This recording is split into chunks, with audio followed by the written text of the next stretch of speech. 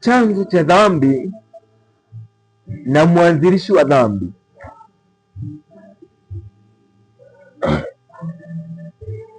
Mwanzilishi wa dhambi au mwasisi wa dhambi ni Shetani ama Ibilisi, na chanzo cha dhambi kuonekana ndani yake ilikuwa ni tamaa.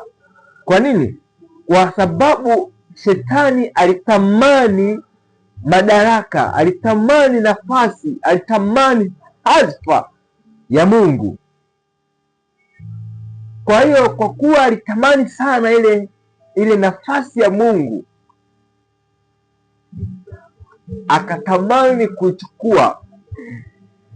Ukisoma katika kile kitabu cha Isaya 14 fungu la 12 mpaka 15, maandiko matakatifu yanasema hivi: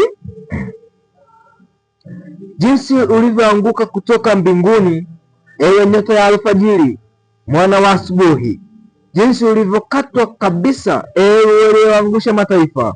13, nawe ulisema moyoni mwako, nitapanda mpaka mbinguni, nitakinua kiti changu juu kuliko nyota za Mungu, nami nitaketi juu ya mlima wa mkutano, katika pande za mwisho za kaskazini. 14, nitapaa kupita vimo vya mawingu, nitafanana na yeye aliye juu. 15, lakini utashushwa mpaka kuzimu, mpaka pande za mwisho za mwisho. Kumbe utagundua kwamba kilichoanza ndani ya Shetani